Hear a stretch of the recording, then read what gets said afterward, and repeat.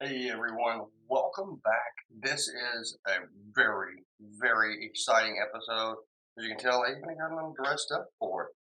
So, we're getting into something that's pretty cool, and as you can tell, it's Pappy 20. Yep, I had somebody that was kind enough to give me a sample. I did get a sample of the sample a little bit earlier while we were talking, but I wanted to save the bulk of it for you all because this is something special that I wanted to share. So, without further ado, let's get into it.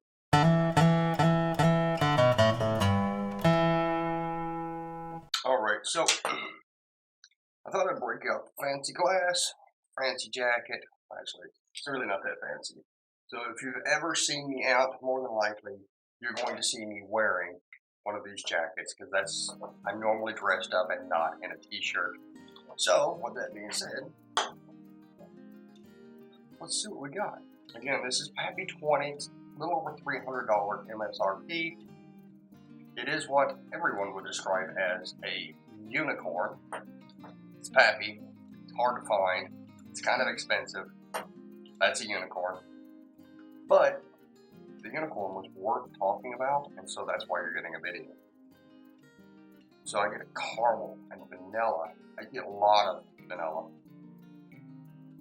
You get some oak out of here as well. So 45.2 proof would be 90.04. 90.04 proof, the same thing that Woodford comes out with. So we already know it's not going to be really a deep hug, being at only 90 proof. Now that's a vanilla and caramel bomb with a hint of oak on the nose. All right, so let's get into it. Cheers.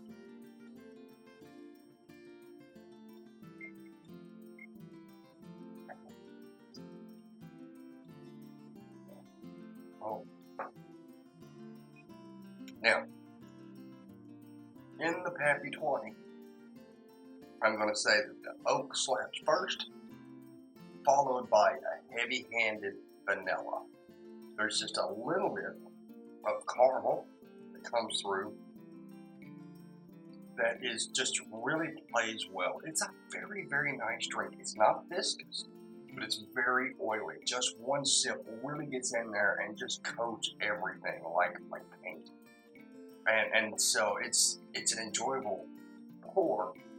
But what I like is that, yes, it's expensive. Yes, it's a unicorn.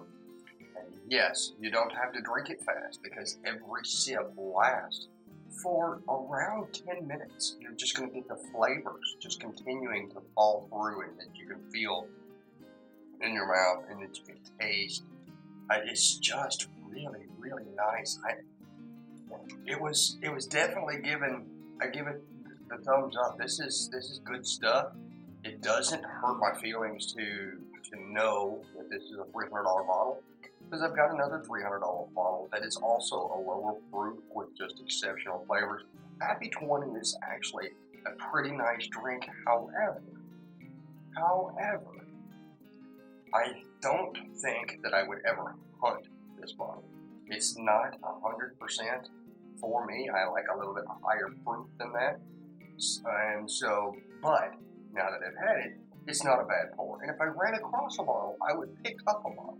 I'm just not going to go hunting for it. That's my thoughts on it. But this, it's a nice, easy sipping pour that's just really a lot of fun. And then, of course, everybody wants to say, well, I'd have had it. All right, let's get in for one more sip. Cheers.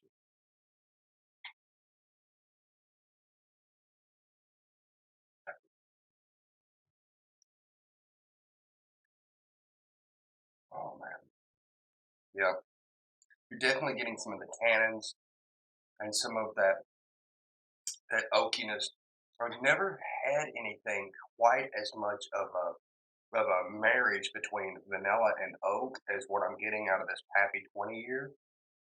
It's like almost like the vanilla is growing on the oak.